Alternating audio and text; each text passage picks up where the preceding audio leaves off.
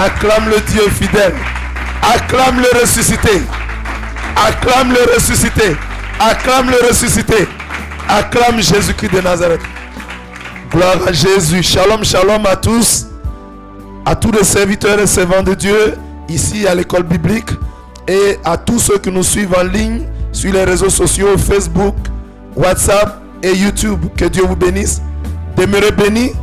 Nous sommes ce matin à notre émission quotidienne, c'est-à-dire tous les jours, enseignement et études bibliques APD. Aujourd'hui, nous sommes au chapitre 19, la partie 28. Hier, nous avions vu le chapitre 18 et nous avions été richement bénis comme tous les autres chapitres d'ailleurs. Alors, j'aimerais demander à quelqu'un ce matin, qu'est-ce que nous avions dit hier? Prenez les micros, le rappel rapidement de l'enseignement d'hier. Le rappel, on va rappeler ce qui montre que les étudiants suivent, alléluia, la formation, suivent l'étude biblique, c'est de pouvoir rappeler ce qui a été vu hier. Rappel rapidement, oui, micro. Alléluia, gloire oui. à Jésus. Gloire à Jésus, oui. Hier, nous avons parlé de l'intercession d'Abraham en faveur de Sodome. Nous avons vu l'intercession d'Abraham en faveur de Sodome. Quel était le problème à Sodome? Alléluia. Pour que l'homme de Dieu, Abraham, se mette à intercéder pour Sodome. Quelle était la situation? Oui. Prenez le micro rapidement. Quelle était la situation hier à Sodome? Gloire à Jésus. Oui. Nous avons vu hier que à Sodome et Gomorrhe, le péché des gens de Sodome, oui.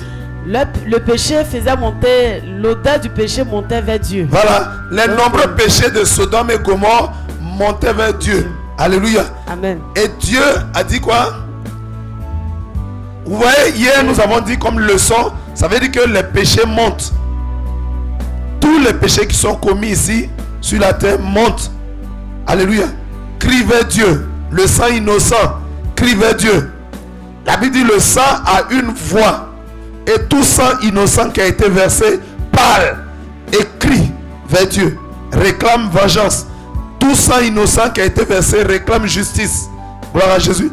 Et donc, les habitants de Sodome et Gomorrhe se sont tellement spécialisés dans les péchés que leurs péchés ont commencé à déranger énormément le ciel. Le ciel a commencé à être dérangé fortement par les péchés de Sodome et Gomorrhe. Et Dieu a dû descendre pour s'en rendre compte par lui. Il dit, je vais descendre et je vais voir si ce qui monte là, si c'est vrai. Gloire à Jésus. Amen. Alléluia. Qu'est-ce qu'on a dit d'autre hier? Gloire à Dieu. Oui. Nous avons dit aussi que Dieu, voyant les nombreux péchés de Sodome et Gomorrhe, Dieu voulait juger. Dieu voulait juger et dans le jugement, oui, il y a eu Abraham qui a intercédé amen, en faveur de Sodome. Très puissant. Alléluia. Donc, Abraham s'est rendu compte que Dieu allait faire son enquête, mais à l'issue de l'enquête, Dieu allait commencer à juger. Car là où il y a le péché, il y a aussi le jugement de Dieu. Et donc, Abraham a vu le danger, il a commencé à intercéder. Qui d'autre? Bon, il y a aussi le premier point qu'on avait vu, c'était la réception d'Abraham. Le premier, c'était quoi? La réception d'Abraham. Comment Abraham reçut trois personnages? Comment il les a reçus? Selon la Bible, Abraham a reçu bien ces trois personnages. Il a reçu bien ses visiteurs. Très bien. Avec toutes les commodités, toutes les conditions. Il les a mis dans les conditions. Alléluia. Donc, Abraham les a bien reçus. Et comme ils ont été bien reçus, ils ont commencé à libérer des paroles, des prophéties sur la vie d'Abraham et de son épouse. Gloire à Jésus. Quoi d'autre que nous avons vu hier? Donc, on a vu la réception et on a vu l'intercession. Et quelle leçon on a tiré par rapport à l'intercession? On a dit, oui, on a dit, nous en tant que des enfants de Dieu, qu'est-ce que nous devons faire lorsque nous voyons un problème dans un pays, lorsque nous voyons une situation dans une nation? On a même cité le texte de 2 Chroniques 7, verset 14, qui dit, si mon peuple, celui qui est invoqué mon nom, s'humilie, prie et recherche ma face, se détourne de ses mauvaises voies, je les hausserai des cieux et je guérirai son pays. Donc on a dit, quand on voit un problème dans nos villes, dans nos pays, nous devons crier à Dieu pour que Dieu nous écoute et qu'il nous aide. Gloire à Jésus. Amen. Amen, amen. C'est ce que tu voulais dire? Les intercesseurs aussi doivent savoir toucher le cœur de Dieu par des paroles. Gloire à Jésus, acclamons le Seigneur Jésus-Christ de Nazareth. Hier, nous avons aussi vu que les intercesseurs, alléluia, on a dit clairement, un homme ne peut pas blaguer Dieu. Un homme ne saurait blaguer Dieu, un homme ne saurait tromper Dieu. Alléluia. Mais il y a des mots qui touchent Dieu. Il y a des expressions. Il y a des prières qui touchent Dieu. Amen. Donc les intercesseurs devaient faire l'effort, alléluia, par leur prière pour pouvoir toucher le cœur de Dieu. Savoir toucher le cœur de Dieu. Gloire à Jésus. Je pense que c'est ce qu'on a vu hier. Amen, amen. Qui d'autre? S'il n'y en a plus, on va commencer, ok? Amen, amen. Aujourd'hui, quel titre peut porter notre test d'aujourd'hui? C'est Genèse 19. S'il n'y a pas de titre, on commence. On peut proposer peut-être les titres vers la fin. Nous sommes dirigés par l'Esprit de Dieu. Alléluia. Et on ne doit pas toujours faire les mêmes choses comme des robots. Aujourd'hui, Dieu peut dire commencer par le titre. Demain, Dieu peut dire terminer par le titre. Ainsi de suite. Amen. Nous devons nous laisser conduire par le Saint-Esprit. Amen. Prenons Genèse 19, verset 1. Il y a une chose que j'aimerais rappeler à mon niveau. Alléluia. Hier, nous avons dit quoi? On va prendre Hébreux 13. Prenons nos Bibles. Gloire à Jésus. Prends Hébreux 13. À partir du verset. Alléluia. Voilà. Le livre d'Hébreux se situe où? Après les épîtres pauliniennes. Après, pauliniennes, ça veut dire une épître, c'est une lettre. Donc on dit les épîtres pauliniennes, c'est les lettres que Paul a écrites. Paul a écrit 13 lettres. Il a écrit 13 lettres. Donc quand vous allez au bout de ces 13 lettres, avant les épîtres générales, alléluia, vous trouverez Hébreux. Amen. Après Tite et Philémon, les épîtres de Paul se terminent juste à Philémon. Après Philémon net, vous allez voir Hébreux. Allons-y, Hébreux 13. Gloire à Jésus.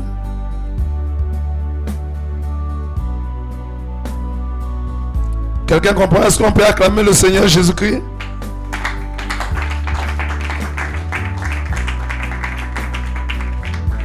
Hier, on a dit que Abraham avait tellement bien reçu les trois personnages surnaturels, alléluia, qui représentaient la présence de Dieu. Et, alléluia, et donc nous avons tiré une leçon. On a dit, il est conseillé d'être, on avait parlé de l'hospitalité. Amen. On a dit, Abraham a été hospitalier. Un homme hospitalier, c'est qui? Un homme hospitalier, lui qui pratique l'hospitalité. L'hospitalité même, c'est quoi d'abord? Oui. C'est d'accueillir quelqu'un chez toi. C'est d'accueillir quelqu'un chez toi. C'est d'être accueillant. L'héberger. C'est l'héberger. Donc l'accueillir, bien l'accueillir et le loger. Quand on dit héberger, c'est le loger. Gloire à Jésus. C'est le loger. Amen, amen. Donc, quelqu'un qui est hospitalier, c'est quelqu'un qui est accueillant. Quelqu'un qui est hospitalier, c'est quelqu'un qui est accueillant. C'est quelqu'un qui ouvre sa maison à tout le monde. Amen. Pas aux brigands et aux bandits. Sauf si c'est pour les évangéliser. Mais il ouvre sa maison à tous. Il aime recevoir les gens. Gloire à Jésus. Est-ce que tu peux acclamer le Seigneur? Il est accueillant. Il reçoit les gens. Il les héberge, il les loge. Et il les traite bien. Donc on a vu hier l'hospitalité d'Abraham. On a vu qu'Abraham a été hospitalier. Qu'est-ce que la Bible nous recommande à ce sujet? Qu'est-ce que la Bible nous recommande? Prenez Hébreux 13, verset 2. Hébreux 13, verset 2. La Bible dit quoi? Je lis la parole du Seigneur. Hébreux 13, verset 2. N'oubliez pas l'hospitalité, car en l'exerçant, quelques-uns ont logé des anges sans le savoir. Alléluia. La Bible nous dit, nous les serviteurs de Dieu, nous les enfants de Dieu, nous le peuple de Dieu, nous devons pratiquer l'amour, c'est-à-dire s'aimer les uns les autres. Alléluia. Mais nous ne devons pas oublier aussi de pratiquer l'hospitalité, c'est-à-dire accueillir nos frères et nos sœurs. Alléluia. Parce que si tu as l'habitude d'accueillir, de bien recevoir les gens, alléluia, il se peut qu'un jour tu puisses recevoir des anges. La Bible dit, en le faisant, beaucoup de serviteurs de Dieu ont accueilli des anges chez eux. Un ange, c'est un envoyé du ciel. Amen. Imagine-toi, il te visite un jour, Dieu l'envoie en mission et tu es méchant avec lui. Tu le reçois mal, tu l'agresses, tu l'insultes. C'est quel rapport il va aller faire au ciel là-bas en ce qui te concerne? Quel rapport il va faire? Est-ce que le rapport sera positif? Alléluia. Il va dire, il est méchant d'elle. Elle est méchante. Alléluia. Abraham a bien reçu les messagers divins et il a été béni. Gloire à Jésus. Donc c'est ce que je voulais juste ajouter hier, comme on a parlé d'hospitalité. Je voulais juste ajouter qu'il est très important pour les serviteurs de Dieu d'être hospitaliers, de pratiquer l'hospitalité, d'être accueillant et d'ouvrir sa maison, alléluia, à quiconque est dans le besoin. Acclamons le Seigneur Jésus-Christ.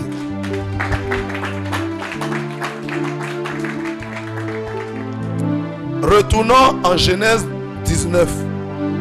C'est le texte d'aujourd'hui. Alléluia. Gloire à Jésus. Amen, amen. Nous allons commencer notre méditation. Genèse 19, verset 1. Prenez vos Bibles, s'il vous plaît. Nous allons commencer l'étude biblique. Genèse 19, verset 1. On écoute les Écritures. Je lis la parole avec respect. Genèse 19, verset 1. Les deux anges arrivèrent à Sodome sur le soir. Alléluia. Et Lot était assis à la porte de Sodome. Quand Lot les vit, il se leva pour aller au-devant d'eux et se prosterna face contre terre. Est-ce que quelqu'un a compris quelque chose? Gloire à Jésus. Amen, amen. La Bible dit, Lot était assis à la porte de Sodome et il vit deux personnages. Alléluia. Mais ces deux personnages avaient un aspect bizarre. Ils avaient un aspect inhabituel. Ils ressemblaient à des hommes, mais ils étaient un peu extraordinaires. Alléluia. Donc quand Lot les a vus, Lot a couru au-devant d'eux. Alléluia. Quelqu'un qui voit des êtres et qui court, il voit des hommes et court. Ça veut dire quoi? Il y a des gens, quand ils voient des gens arriver vers leur maison, il y a des gens qui voient des gens arriver vers leur maison, il est là. Alléluia. Toi-même, ton visage est déjà serré. Comment tu veux que le visiteur se sente à l'aise? L'autre a vu les anges venir, il a commencé à courir vers eux. Alléluia. Et il s'est prosterné face contre terre. On n'adore pas les anges. On ne se prosterne pas devant eux. Amen. Amen. Mais l'autre les voyait comme des êtres surnaturels. Donc il leur a rendu honneur. Alléluia. C'est une manière d'exprimer son respect vis-à-vis de ces êtres-là. Parce que la Bible dit, les anges sont nos compagnons de service. Amen. Ils sont à notre service. Gloire à Jésus. Mais c'est bon de leur réserver un bon accueil. Mais pas ni de les adorer, ni se prosterner devant eux. Quelqu'un me comprend? Donc, l'autre les reçoit. Quand il les voit, il se lève et il va au-devant d'eux. Alléluia. Verset 2. Puis il dit, gloire à Jésus. Puis il dit, voici mes seigneurs, entrez, je vous prie, dans la maison de votre serviteur. Passez-y la nuit. Alléluia. Lavez-vous les pieds. Hier on a vu quoi? Quand Abraham recevait les personnages, il a proposé quoi? De leur apporter de l'eau afin qu'ils se lavent les pieds. Ce matin encore, l'autre dit aux anges, on va envoyer de l'eau, vous allez vous laver les pieds. C'est signe de quoi? Est-ce que c'est signe d'un mauvais accueil? C'est signe d'un très bon art. Hier on avait vu que Jésus a dit, mais Simon, le pharisien Simon, je suis venu chez toi, tu ne m'as même pas proposé de l'eau pour laver mes pieds. Mais cette femme-là, elle a baigné mes pieds. Alléluia. Elle a lavé mes pieds. Gloire à Jésus. Amen, amen. Il dit, vous vous leverez de bon matin et vous poursuivrez votre route. Alléluia. Non, les anges disent non. On va passer la nuit dans la rue. C'est quel visiteur ça? Tu vois quelqu'un, tu lui dis viens dormir chez moi. Il dit non. S'il a dit au moins je vais dormir à l'hôtel, alléluia, ou bien je vais dormir à l'auberge, ou bien il choisit un autre lieu, mais il dit je vais dormir dans la rue. Mon frère, il ne faut pas le laisser dans la rue. C'est un être. Ah non! Est-ce qu'un homme peut dormir dans la rue? Quels sont ceux qui dorment dans la rue? Les fous. Alléluia. Les personnes SDF, c'est le sans domicile fixe, quelqu'un qui n'a pas de maison. Il dit, c'est lui qui dort dans la rue. Les enfants abandonnés, c'est eux qui dorment dans la rue. Hein? Les qui? On dit les fous, les SDF, les clochards, c'est eux qui dorment dans la rue. Mais ils voient des êtres surnaturels. En fait, les anges se sont présentés sous la forme humaine. Mais l'autre il a détecté quand même qu'ils ne sont pas normaux. Il a dit venez. Il dit non, nous on va dormir dans la rue. Non, on préfère dormir dans la rue. Pourquoi les anges ont dit qu'ils préfèrent dormir dans la rue? Pourquoi? Quelqu'un, oui? Allons-y. Parce que Dieu les a envoyés pour voir le péché de Sodome, pour voir si le péché de Il dit Dieu les a envoyés pour voir le péché de Sodome et Gomorrhe. C'est pourquoi ils vont dormir dans la rue? Qui peut répondre à ça? Tu invites quelqu'un à dormir chez toi et dit je veux dormir dans la rue. Oui? Allez-y, c'est bon de Dieu. Elle n'a pas le micro? Papa Bamba commence en attendant qu'elle reçoive le deuxième micro. Allô? Oui. Envoyez vers le deuxième. Oui. Ils ne dorment pas dans, comment on appelle ça? Ils dorment dans les rues pour protéger la ville et détecter. Ils veulent dormir dans la rue pour protéger la ville. Amen. Je pense que la rue même, la ville même n'était même pas digne. Aïe, la rue même là, Sodome et Gomorrhe, on dit c'est des professionnels du péché. Alléluia. Les anges de Dieu sont comment? Alléluia. Ils sont saints. Ils sont dans la présence de Dieu continuellement. Amen. C'est des êtres qui sont purs. Gloire à Jésus. Et Dieu les envoie dans une ville de péché. Une ville spécialisée dans le péché. Alléluia. Ils ne peuvent pas désobéir à Dieu. Donc ils vont descendre là-bas pour accomplir leur mission. Mais ils ne vont pas dormir dans la maison des pécheurs là. Alléluia. Ils vont refuser de s'associer à leur maison. Alléluia. Ils vont refuser de partir avec eux. Ils vont refuser d'être avec eux dans leur maison. Parce que les habitants de Sodome et Gomorrhe étaient de grands pays. Il dit non, on préfère dormir dans la rue. Amen. C'est comme si les habitants de Sodome et Gomorrhe n'étaient même pas dignes de les recevoir. N'étaient même pas dignes de recevoir des messagers du ciel, des messagers divins. Gloire à Jésus. Il dit nous on va dormir dans la rue. Est-ce que si on dort dans la rue, on a dormi chez quelqu'un? Alléluia. Amen, amen. Mais si on dort dans vos maisons, l'autre a insisté. L'autre a insisté. L'autre a persisté. Enfin, ils ont fait quoi? Ils ont acclamé le Seigneur Jésus-Christ de Nazareth. Si tu veux faire le bien là, tant que tu es convaincu que c'est le bien que tu veux faire, il faut insister. Amen. Tant que tu es convaincu que c'est le bien que tu vas faire, il faut insister, il faut persister. Alléluia.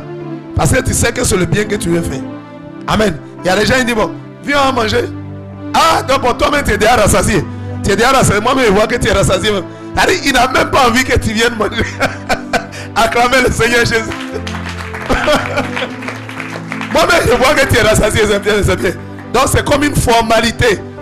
Souvent le ciel peut te tester. Est-ce que tu veux vraiment? Le ciel peut t'éprouver.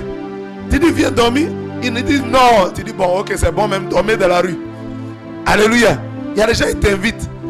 Viens on va manger. Dis, ah tu es rassasié. Je n'ai pas encore parlé. Non on t'est rassasié. De toute façon il voit ton visage. On dirait que tu ne veux pas manger. Il ne voulait pas que tu manges son repas. Gloire à Jésus. On m'a raconté l'histoire d'un homme. Lui à partir de midi il passe devant les maisons. Amen amen. Et quand tu lui dis bonjour, il te salue bonjour. Quand tu dis viens manger, en même temps il rentre dans ta cour, il lave sa main, il s'assoit. Mange bien le plat et toi. C'était son habitude tout le temps. Tout le temps. Au moins c'est pour manger 2-3 plats, tu es rassasié, mais tu vas faire toutes les maisons. Toi tu ne te rassasies pas. Aïe, partout où il rentre, il mange. Ça, c'est la gloutonnerie qui est un péché. Amen. Amen. Si tout le monde devait manger comme ça, les produits manqueraient sur la terre. C'est vrai que Dieu fait en sorte, mais un seul homme ne peut pas manger autant de plats. Donc quand il passe, il dit bonjour. Tu dis bonjour mon frère, venez manger. Bah, c'est vers midi, il passe et il connaît l'heure où les gens mangent chez eux. Il dit ah ok. Amen. Maintenant tout le monde le connaissait dans la ville. Il passe vers midi, lui là on le connaît. Quand il vient il dit bonjour. Les gens ne répondent pas. Bonjour, les gens ne répondent pas. Il y a des maisons où on dit, quand il dit bonjour, on dit bonjour. Et puis il attend. Mais les gens ne parlent plus. Il dit ah, j'ai salué, on dit oui, on t'a répondu. Il dit mais un autre mot là. Bah, quand tu dis bonjour, tu réponds après, tu dis viens à manger. Donc c'est ça lui il attend. Mais les gens disent bonjour, oui. Mais il n'y a pas viens à manger. Donc il dit un autre mot, on dit non, il dit il n'y a pas l'autre mot. Il n'y a pas ça ne nous suffit. Gloire à Jésus. Même si ce n'est pas suffisant, il faut partager. Acclame le Seigneur. Gloire à Jésus. Alléluia. Il dit, nous passerons la nuit dans la rue. Verset 3. Mais l'un les pressa tellement qu'il vint chez l'autre les pressa tellement qu'il entrait chez lui dans sa maison. L'autre leur donna un festin. Alléluia. Il fit cuire des pains sans levain et ils mangeaient. Voilà des gens qui ont dit on ne rentre pas chez toi pour dormir là-bas. On leur fait un festin puis ils mangent. Vous avez vu? Il faut insister. Pour faire le bien, il faut insister. Amen, amen. La Bible dit que l'autre ne leur a pas donné pain godieux. Il dit il fit des pains. C'est-à-dire ces séances tenantes là que l'autre allait faire pain. Alléluia. Pour que les personnages puissent manger. Amen, amen. Il fit cuire du pain. Ça veut dire quoi? Est-ce que c'est pain godieux? Est-ce que c'est pain qui a duré? Alléluia. Je vous ai dit la réception. Quand on reçoit quelqu'un, tout ce qu'on met dedans là, la personne regarde ça pour voir si tu l'as bien reçu ou mal reçu. Il y a des gens qui te reçoivent, ils chauffent nourriture couchée, manger de choses, et puis toi-même tu sens nourriture, mais ça sent mauvais d'air. Donc c'est comme ça que vous me considérez, c'est comme ça que vous me voyez. Gloire à Jésus. L'autre n'a pas fait comme ça. Il a fait cuire séance tenante pain nouveau. Il l'a mis sauf. Alléluia. Et la Bible dit qu'il fit cuire des pains sans levain. Sans levain. Le levain c'est quoi? Le levain. Qui connaît le levain? Oui, levain, micro rapidement. Non, le levain c'est pas la levure. Maman est un peu proche, hein? Tu es à côté, mais c'est pas ça. Tu n'es pas loin. Gloire à Jésus. Dans le levain, qui connaît le levain micro rapidement? Le levain lui-même, on dit un levain. Amen. Le levain lui-même, c'est une petite pâte. Amen. Mais à laquelle on a ajouté quoi? La levure. La levure, c'est un produit qui fait gonfler les choses. Amen. Par exemple, si c'est comment on appelle la farine de blé, alléluia, la levure fait gonfler ça. Amen. Donc ce qui fait lever la pâte là, c'est ce qu'on appelle du levain. Le levain, c'est une pâte à laquelle on a ajouté quelque chose qui va faire enfler. Ça veut dire quoi? Qui va faire enfler et qui va fermenter la pâte. Ça fait enfler et ça fermente ça. Qui connaît les différentes sortes de levain? Où est la nature du levain? Souvent il y a les levains. Par exemple, il y a du poisson auquel on ajoute des choses et on ajoute de la levure et ça pourrit. Et on prend ça pour faire la nourriture. Mais le levain là, il fait quoi dans ces conditions là? Il est fermenté. Il fait quoi? Il sent parfois un peu mauvais. Amen. Donc l'autre fait aux anges des pains sans le vin.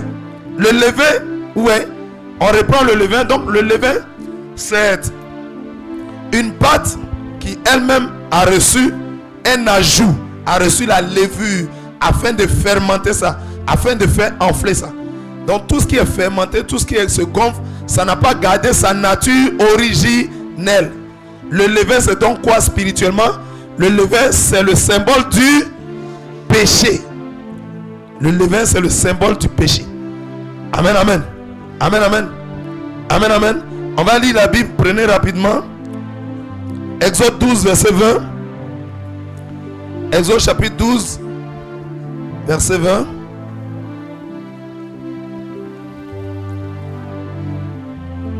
Quelqu'un a le test?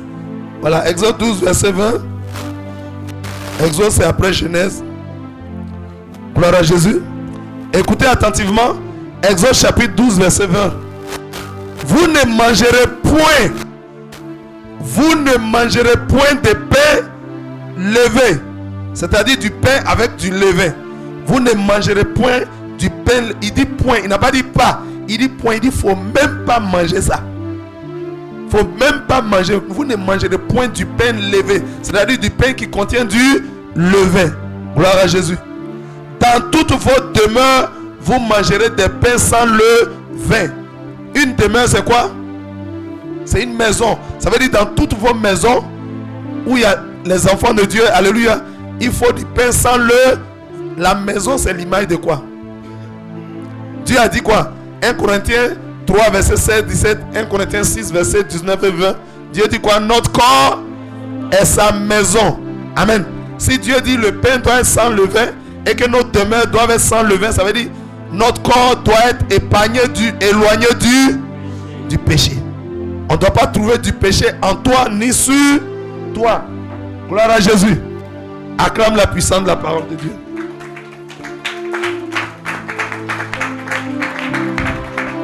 Vos demeures, vos maisons doivent être sans levain. Dieu dit notre corps là, c'est sa maison, c'est son habitation, c'est son temple. Donc nos corps doivent être sans levain. Nos corps doivent être sans péché. Aussi bien à l'intérieur qu'à l'extérieur. Alléluia. Amen, amen.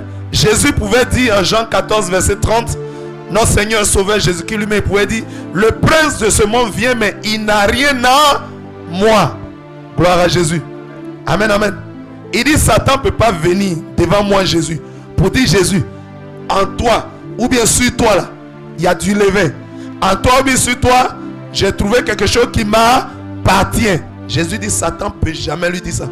En Jésus, il n'y a aucun levain. Sur Jésus, il n'y a aucun levain. Il n'y a pas de péché. Il est sans péché. Gloire à Jésus. Quelqu'un comprend? Si tu comprends, acclame le Seigneur Jésus-Christ. Alléluia. Alléluia. Le pain sans levain, c'est un pain qui est resté naturel. C'est un pain qui n'a pas été corrompu par le levain. C'est un pain qui n'a pas été corrompu par la levure. Gloire à Jésus. C'est l'image de qui? Le pain sans levain, c'est celui qui marche dans la sanctification, qui marche dans la sainteté. Parce que lorsqu'on parle du pain avec du levain, c'est un pain qui a été transformé. Il n'a pas conservé sa nature originelle. Ce pain-là n'a pas conservé sa nature originelle. Il y a eu un ajout. On a ajouté quelque chose. Il y a eu un ajout. Mais ce qu'on a ajouté, ça corrompt la nature du pain original et originel. Quelqu'un comprend? Amen. Amen, amen. C'est un pain où on a ajouté quelque chose qui n'est pas de sa nature. Gloire à Jésus. Ça équivaut à quoi? Si Dieu te donne un pain naturel que tu ajoutes dessus pour prendre un faux teint. Si Dieu te donne des cheveux naturels que tu ajoutes quelque chose dessus pour avoir des faux cheveux. Si Dieu te donne des cils naturels que tu ajoutes quelque chose pour avoir des faux cils. Si Dieu te donne des sourcils naturels et que tu ajoutes pour avoir des faux sourcils, faux cheveux, faux cils, faux teint, faux cheveux. Est-ce que quelqu'un comprend? Tout est faux sur toi. Quelqu'un comprend? Le pain avec du levain, c'est l'image du faux. Est-ce que Jésus-Christ est faux? Alléluia. Il dit je suis la vérité. Jésus n'a pas dit connaît la vérité. Ou bien il dit lui-même là. C'est la vérité qui est là. Est-ce que Jésus est faux? Toi tu es enfant de Dieu.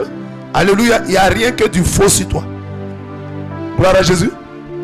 Tu n'as pas obéi à la parole de Dieu qui dit que votre demeure soit sans levain. Le levain c'est l'ajout. C'est l'image du changement, de la transformation. Vous savez que l'Éternel notre Dieu nous dit en Exode 20 verset 25, il dit si vous voulez me bâtir un autel, vous ne le bâtirez point en pierre taillée. En pierre taillée. Car en passant vos ciseaux sur la pierre, vous la profanez. Vous la profanez. Le ciseau de l'homme. La pierre, c'est qui a créé la pierre? Pourquoi Dieu n'habite pas dans nos temples? Dieu n'habite pas dans les temples des hommes. Dans nos églises, Dieu n'habite pas dedans. Où Dieu habite? Dieu habite dans nos corps. Dieu habite dans l'homme. Pourquoi? Qui a créé l'homme? C'est Dieu qui a créé l'homme. Nos temples sont faits de quoi? Nos temples, nos églises sont faits de quoi? Sont faits de briques. C'est ça, non? Quelqu'un a dit briques. Qui a créé les briques? C'est un maçon. Un maçon, c'est qui? C'est un homme. C'est pourquoi Dieu ne veut pas habiter dans nos temples. Alléluia. C'est pourquoi la Bible dit en Acte 7, verset 48. Acte chapitre 7, verset 48. En vérité, le Très-Haut. Qui est le Très-Haut? En vérité, le Très-Haut n'habite pas dans ce qui est fait de main d'homme. Dieu ne veut pas habiter, Dieu n'habite pas dans ce qui est fait de main d'homme. Alléluia. Amen, amen. Dieu habite dans ce que lui-même il a créé. Dieu veut habiter et habitera toujours dans ce que lui-même il a fabriqué. Mais dans ce que l'homme a fabriqué, Dieu n'habite pas dedans. C'est pas moi qui ai écrit ça. En Acte 7, verset 48. En Exode 20, verset 25, la Bible dit: si vous voulez me bâtir un autel de pierre, ne passez pas vos ciseaux dessus. Dieu sait que la pierre, c'est lui-même qui a créé la pierre. Promenez-vous partout, ramassez des pierres. Vous voyez que c'est pas quelque chose qui est artificiel. C'est la fabrication de Dieu. Donc Dieu dit: quand vous voulez me bâtir un autel de pierre, ramassez les cailloux, mettez-les et puis commencez à m'adorer. Amen. C'est un symbolisme. Ça ne veut pas dire qu'il faut mettre cailloux pour prier. Gloire à Jésus. C'est un symbolisme. Gloire à Jésus. Pour dire quoi? Si vous avez rassemblé les pierres, cela suffit. Ne prenez pas machette pour tailler les pierres. Parce qu'en passant votre ciseau sur la pierre, vous avez profané la pierre naturelle originelle que Dieu a fabriquée. Gloire à Jésus. L'action de l'homme sur la pierre naturelle que Dieu a fabriquée, c'est le fait que l'homme, Dieu a créé le corps de l'homme. Et que l'homme lui-même, il change ça, il transforme, il enlève les cheveux naturels, il met mèche, il met perruque, il enlève les ongles, les vrais ongles, il met faux ongles, il ajoute faux ongles dessus. C'est ça le levain. Ajout. Alléluia. Ajouter, transformer ce que Dieu a créé naturellement. Gloire à Jésus. Quelqu'un comprend très bien? Tu ne comprends pas? Si tu comprenais, tu allais commencer à acclamer. Gloire à Jésus. Question? Question? Oui, c'est possible. Question, c'est possible. Passez-lui le micro. Micro, rapidement. Il y a une question. On y va avec la servante de Dieu, oui? Gloire à Jésus. Oui. En fait, on parle ici de levain. On a dit ici que le levain symbolise le péché. Voilà. Maintenant, physiquement, puisque le levain est utilisé dans toutes les boulangeries, les beignets, tout ça, est-ce que la farine, le pain, quand on met le levain, tout ça, est-ce que les enfants de Dieu aussi peuvent consommer? Gloire à Jésus. Acclamons le Seigneur Jésus-Christ de Nazareth. Amen, amen. Très bonne question, excellente question. La servante de Dieu demande, donc puisque le levain symbolise le péché, est-ce qu'au jour d'aujourd'hui, on peut consommer tout ce qui y a eu des ajouts? Alléluia. Toute nourriture où il y a eu des ajouts. Amen, amen. Amen, amen. C'est valable physiquement comme spirituellement. En réalité, vous-même regardez. Je mets ça devant vous. Vous-même regardez. En fait, Dieu était un enseignant. Quand Dieu a commencé à nous enseigner, Dieu nous montre par là que tout ce qui est naturel, originel et original est toujours très bon. Est-ce que vous-même vous n'avez pas remarqué? Acheter un téléphone trafiqué et acheter un téléphone original. Ils ont l'habitude d'appeler ça maison mère. Entre les deux là, lequel est bon? Original. Regardez sur la terre. Tout ce qui est original ou bien tout ce qui est trafiqué, l'original est toujours bon. Amen, amen. Amen, amen. Quand Dieu a parlé du levain, en fait, il donnait cet enseignement par rapport au spirituel. Pour que nous puissions nous éloigner de tout ce qui est péché. Pour que nous puissions nous éloigner de tout ce qui est souillure. Parce que lui, le Dieu que nous servons, il est un Dieu saint. Gloire à Jésus. Afin que nous soyons saints comme lui. Mais au-delà de l'enseignement spirituel que Dieu nous donne même, vous-même regardez au plan physique. Mais on mange, non? On mange pain levé. On mange des pains levés. On mange tout ce qui a du levé en lui. Mais vous voyez qu'au plan physique, d'une manière ou d'une autre, ça a des conséquences sanitaires, des conséquences au niveau de la santé sur nous. Je vous donne des exemples simples. Amen, amen. Mais on va faire comment? On est plus de 7 milliards sur la terre. On mange le pain levé. Pourquoi on met le levain? C'est pour que le pain gonfle. Si le pain gonfle, c'est un petit comme ça. Et on va te vendre ça à 300. Donc on fait ça pour que ça gonfle, pour que ça devienne beaucoup, pour qu'on mange. Mais vous-même regardez, il y a des gens, ils ne mangent pas du pain levé. Ils mangent des pains sans levain. Regardez entre le poulet naturel. On n'a pas dit de ne pas manger. Mais vous-même voyez, on n'a pas dit de ne pas manger. Mais vous-même voyez. Entre le poulet naturel que Dieu a créé et regardez le poulet fabriqué de manière artificielle. L'autre poulet, il est agile.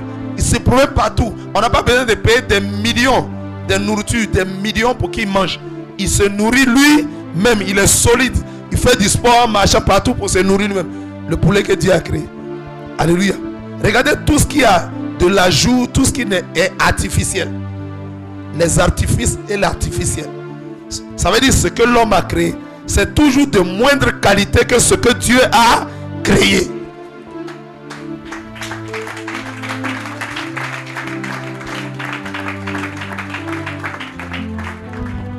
Regardez dans tous les domaines, dans le vécu quotidien, regardez dans nos vies quotidiennes, dans nos vies, regardez tout ce que Dieu lui-même il a créé et ce que l'homme fabrique.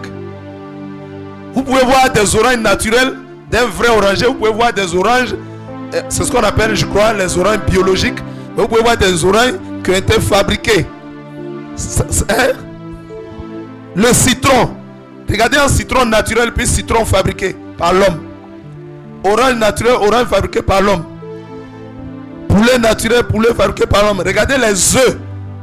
Les œufs naturels et les œufs fabriqués par les hommes. Ça n'a pas la même valeur. Amen, amen. Satan est un imitateur. Le diable, il imite tout. Amen. Pour ceux qui ont l'habitude d'aller chez les féticheurs, quand vous allez chez le féticheur, là, je vais vous donner juste cet élément-là. Quand vous allez chez un féticheur, tous les féticheurs, tous les marabouts n'acceptent jamais œufs artificiels. Quelqu'un a déjà remarqué ça? Si avant vous étiez allé chez un féticheur, quand vous allez envoyer œufs de, je ne vais pas dire le nom, sinon ça serait une publicité. Nos sociétés qui fabriquent les œufs ici. Là. Voilà. Vous voyez les œufs qu'on met dans les cartons. Et puis œufs de poulet africain à pondu. Est-ce que c'est la même chose?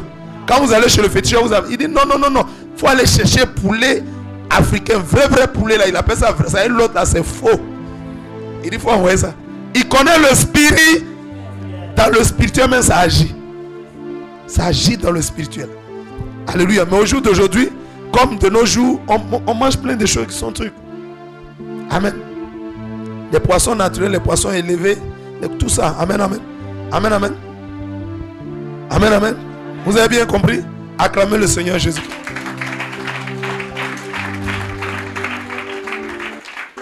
En Deutéronome 32, verset 4, la Bible dit: tout ce que l'Éternel Dieu a créé est parfait.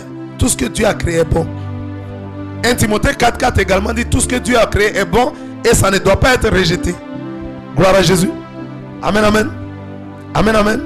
Donc vous allez voir que d'une manière ou d'une autre, au jour d'aujourd'hui, si l'humanité a plein de problèmes de santé, les maladies bizarres qui naissent après 5 ans, 10 ans, 15 ans, les maladies bizarres au niveau de la santé de l'homme, au niveau de dans la plupart des temps, ça vient de l'alimentation.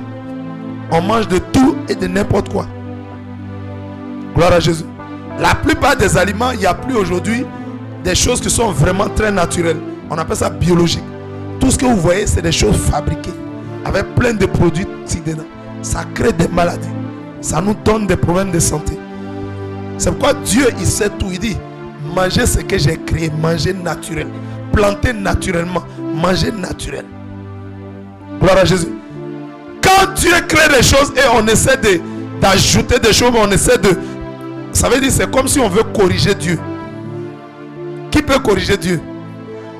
Qui peut corriger Dieu? C'est comme si on veut faire mieux que Dieu. Qui peut faire mieux que Dieu? Gloire à Jésus. Quand Lot a reçu les anges, il a fait quoi? Il leur a donné du pain sans le vin. Ça veut dire un pain, alléluia, où il n'y a pas de levure dedans. Amen, amen. Amen, amen. Vous voyez qu'à la Pâque, Dieu dit d'envoyer 2 pains sans le. Acclame le Seigneur Jésus-Christ de Nazareth. Gloire à Jésus. Allons-y. On a fini le verset 3. Allons rapidement. Genèse chapitre. Est-ce que quelqu'un est béni aujourd'hui? Si tu es béni, encore acclame le Seigneur. Est-ce que tu reçois quelque chose? Est-ce que l'enseignement te fait du bien? Gloire à Jésus. Allons-y rapidement. On avait lu le verset 3. Allons au verset 4 et 5. Il n'était pas encore couché que les gens de la ville, les gens de Sodome, entouraient la maison. Alléluia. Depuis les enfants jusqu'aux vieillards, toute la population était accourue. Quand Lot a reçu les anges chez lui, il leur a donné à manger. Ils ont mangé du pain sans levain, ils ont bien mangé, ils étaient à l'aise. Alléluia. Et tout à coup, on entend des bruits au dehors.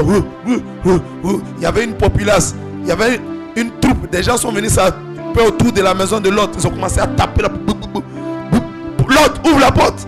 Ouvre la porte. Allons-y au verset 5. Ils appelaient Lot et lui disent: où sont les hommes qui sont entrés chez toi cette nuit?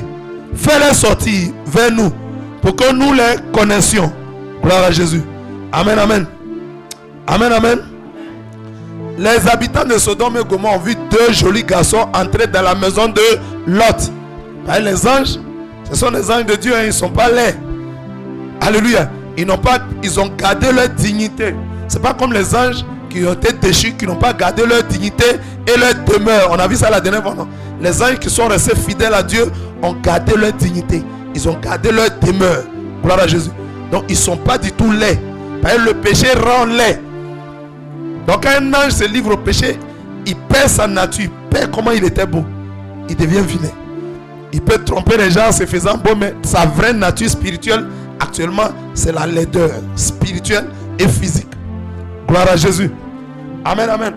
Donc, on peut imaginer que ces anges étaient vraiment très beaux. Quand les habitants de Sodome et Gomorrhe les ont vus rentrer, les 2 jolis garçons, il faut les faire sortir. Pourquoi les habitants de Sodome et Gomorrhe réclamaient les 2 anges? Gloire à Jésus. Il dit pour les corps, pour les connaître. Connaître veut dire quoi? Genèse 4 verset 1, on avait déjà vu, on dit Adam, Genèse chapitre 4 verset 1, Adam connut Ève sa femme et elle conçut Caïn. Connaître veut dire quoi? Il dit l'autre, fais sortir les garçons, on va les connaître. Gloire à Jésus. Il y a une autre version qui dit fais-les sortir, nous voulons coucher avec eux.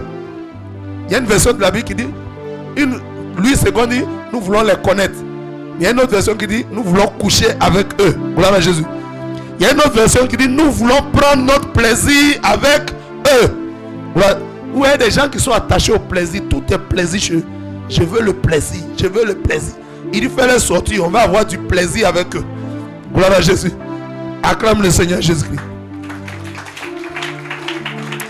Il y a une autre version qui dit pour que nous rentrons en relation avec eux. Ça veut dire quoi? Les habitants de Sodome et Gomorrhe voulaient faire quoi? Avec les 2 anges. Ils voulaient faire quoi? Rapidement, allons-y vite.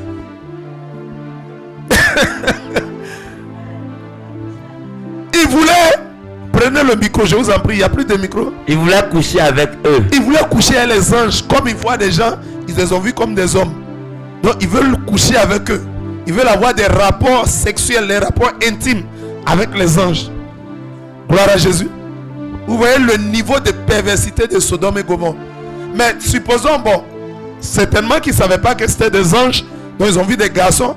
Mais de vous à moi, la Bible dit en Lévitique 18 verset 22, tu ne coucheras point avec un homme comme on couche avec une femme. Lévitique 18 verset 22.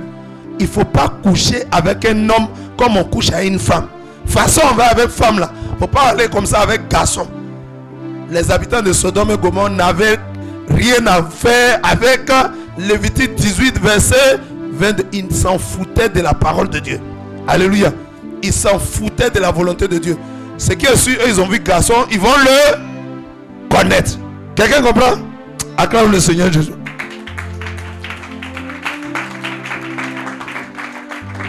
Comment on appelle ça? Quand un homme va avec un homme, on appelle ça comment? On appelle ça comment? Un homme, Dieu a créé deux genres. Le genre masculin, le genre féminin. Dieu a créé deux genres. Le genre masculin et le genre féminin. Et il a dit en Genèse 2, verset 24, l'homme, ça veut dire quoi? Masculin. Quittera son père et sa mère, s'attachera à sa femme. Femme veut dire quoi? Féminin. Donc, masculin et féminin. C'est ça. Mais les habitants de Sodome disent, ça c'est garçon qui rentrent. Nous, on est garçons, on va les connaître. On veut finir avec eux-mêmes. Gloire à Jésus. C'est quelle pensée? Homme, homosexualité. Alléluia. Ils voulaient pratiquer la sodomie avec les anges. Alléluia. Les rapports intimes dans une voie que Dieu n'a pas créée. Dans un lieu où Dieu n'a pas autorisé les rapports. Gloire à Jésus. Est-ce que quelqu'un me comprend? La Bible dit en Proverbe 16, verset 4. Proverbe 16, verset 4. La Bible dit quoi? Dieu créa toutes choses pour un but. Est-ce que quand Dieu a fait la guerre, est-ce que c'est pour faire les rapports pour ça? C'est pour évacuer les sels. Mais les sodomites disent ceux-là, on va finir avec eux aujourd'hui. Fais-les sortir. Quelqu'un comprend? Tu comprends bien la parole du Seigneur? On appelle ça homosexualité. Dieu dit l'homosexualité est une abomination. Abomination, ça veut dire quoi? Une abomination, c'est quoi? Ça veut dire l'abomination, c'est quelque chose que Dieu a en horreur. Qu'est-ce que vous avez en horreur? L'homme a en horreur quoi? Vous êtes en train de manger du riz et puis un enfant vient faire ses selles à côté. Quand vous sentez l'odeur, vous voyez ça, dit, ah, c'est quoi ça? Je vais manger rien, c'est que l'enfant fait. Vous avez ça en horreur. Quand Dieu voit l'homosexualité là, quand il dit c'est une abomination, il dit Dieu même est choqué. Dieu sait qu'il a fait garçon pour aller à femme, mais quand garçon va être garçon, c'est quoi ça? Dieu, vous imaginez Dieu en train de dire, mais c'est contre nature. Gloire à Jésus. Amen, amen. Quelqu'un comprend? Donc Dieu, c'était ça la pratique des habitants de Sodome et Gomorrhe. La sodomie. Gloire à Jésus. Allons-y en Genèse 19, verset 6, 7, 8. Amen, amen. Est-ce que quelqu'un est béni? Si tu es béni, acclame le Seigneur.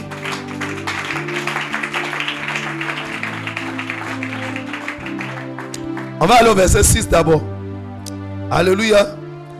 Il dit, Lot sortit vers eux à l'entrée de la maison et ferma la porte derrière lui. Et il dit, mes frères, je vous en prie, ne faites pas le mal. Lot dit, mes frères, je vous en prie, ne faites pas le mal. Pourquoi Lot les appelait ses frères? Ils habitaient dans le même pays. Quelqu'un acclame le Seigneur. Ils habitaient le même pays. Alléluia. Et Lot dit, mes frères, ne faites pas le mal. La dernière fois, on a expliqué la méchanceté.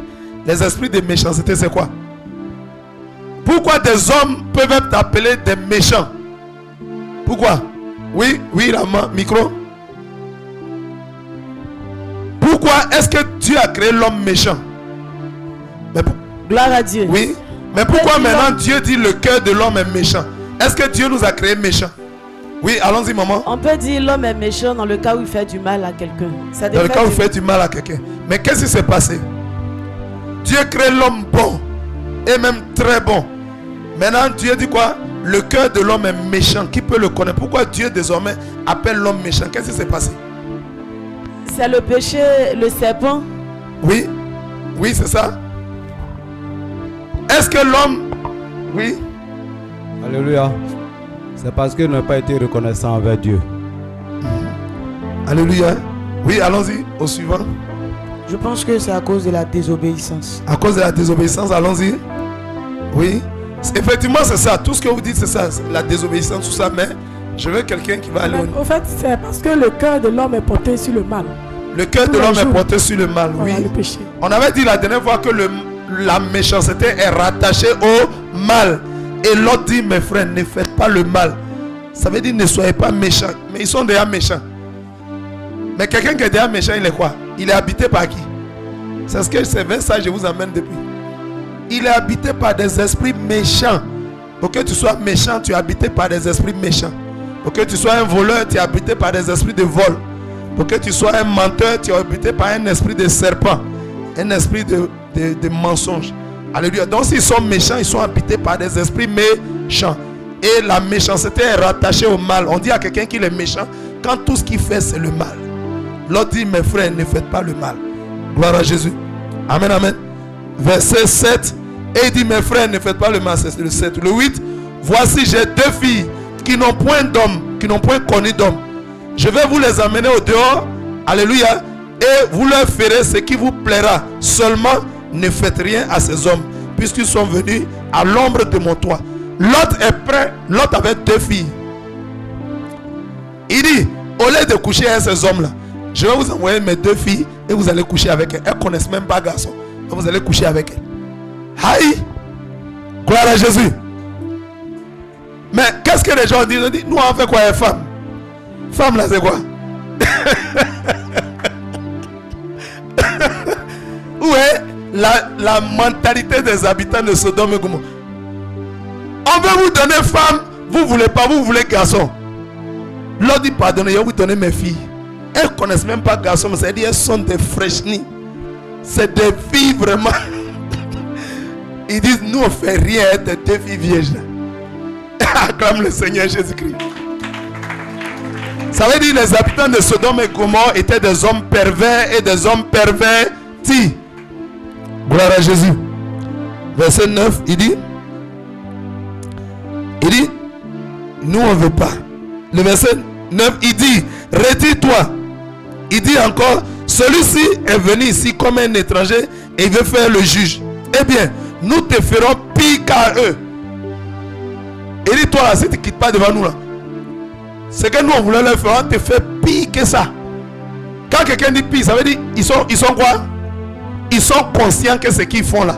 Quand quelqu'un dit, je vais te faire pire, ça veut dire, ils sont conscients que ce qu'ils font là, c'est pas bon.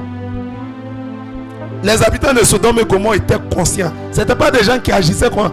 Ils savaient que tout ce qu'ils font là, c'est pas... Quand un homme sait ce qu'il fait, c'est pas bon. Et qu'il continue de le faire. La Bible dit quoi? Alléluia. La Bible dit celui qui connaît le bien. Alléluia. Celui qui connaît ce qui est bien et qui fait le mal, il commet un péché. Si tu fais des choses et tu ne connais pas, mais tu sais que ça là c'est mal et puis tu fais là, tu commets un péché. Gloire à Jésus. Donc les habitants de Sodome et Gomorrhe savaient très bien ce qu'ils étaient en train de faire. Ils savent que ce qu'ils font c'est mal et ils continuent. Ils continuaient. Alléluia. Il dit si tu ne te quittes pas devant nous là, tu vas voir. C'est qu'on va te faire là, mais c'est pire même que pour eux. Qu'est-ce qui est pire que la sodomie? Hein? C'est la mort. C'est-à-dire, eux là même peut-être on enlève, mais toi-même on va te tuer même. On va t'ôter la vie. C'est bien que tu vis que tu peux nous bloquer. Mais on va t'ôter la vie. Si tu ne vis pas, on va comment tu vas nous bloquer. Les jolis garçons, comment tu veux qu'on les loupe? Comment tu veux qu'on les rate? Les habitants de Sodome acclament la puissance de la parole de Dieu. Gloire à Jésus. Il dit, nous te ferons pire qu'à eux. Et pressant l'autre avec violence, ils s'avançaient pour briser la porte. Ils ont utilisé la violence. On a pris l'autre comme ça. Les gars, tout le groupe là, on veut le balancer là-bas. En même temps, les anges, la Bible dit dans le verset 11, verset 10, les hommes étendirent la main. Alléluia. Fit entrer l'autre vers eux dans la maison et fermait la porte. Et ils frappaient d'aveuglement les gens qui étaient à l'entrée de la maison, depuis le plus petit jusqu'au plus grand. Ça veut dire que dans cette maison-là, dans la foule qui était rassemblée devant là, il y avait des plus petits, il y avait les adolescents. Ça veut dire toute la populace de Sodome et Gomorrhe est souillée par le mal. On dit dans ce groupe, il y avait des enfants dedans. Les enfants disent, non, qu'à sortir ici, ils vont voir nous. Les petits garçons. Où est le péché? La Bible dit quoi? Les mauvaises compagnies corrompent les bonnes. Le fait que les enfants, les adolescents vivaient au milieu de Sodome et Gomorrhe, ils ont souillé tout Sodome et Gomorrhe. Même les enfants étaient dedans. Même les adolescents étaient dedans. Même les petits étaient dedans. Même les grands étaient dedans. Les vieillards, même les vieillards qui ont canne, ils étaient devant la maison de l'autre. Les vieillards, leur canne. Il n'a qu'à chanter, on va lui faire quelque chose. Toi-même, tu n'arrives même pas à te supporter, même. Mais tu continues de... tu n'arrives même pas à marcher, mais tu veux faire le péché. Tu ne veux pas penser à tes vieux jours si tu es allé au ciel ou bien en enfer. Mais tu continues de faire Sodome. Amen. Amen, amen. On dit du plus petit jusqu'au vieillard. Tous corrompus par le mal et par le péché. Gloire à Jésus. Amen, amen. Quand les anges les ont frappés d'aveuglement, la Bible dit qu'ils ne voyaient plus le chai, ils ne voyaient plus la route. Amen, amen. Ils ne voyaient plus la route. Gloire à Jésus. Est-ce que quelqu'un peut acclamer le Seigneur Jésus?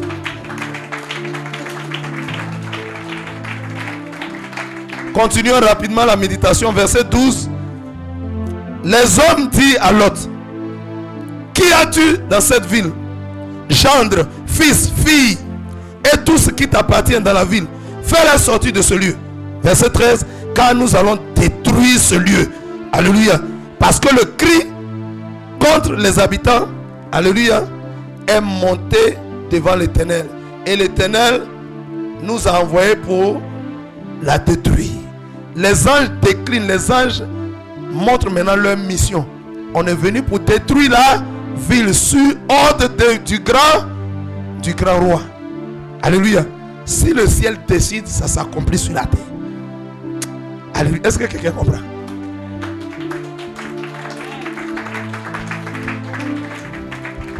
Tout ce que le troisième ciel décide, ça ne manquera pas d'arriver. Il dit: Dieu nous a envoyé pour détruire la vie. Fais sortir tous tes parents. Fais sortir toute ta famille. Gloire à Jésus. Amen, amen. Quelqu'un comprend? Quelqu'un comprend? Allons-y au verset 14. Lot sortit et parla à ses gendres qui avaient pris ses filles.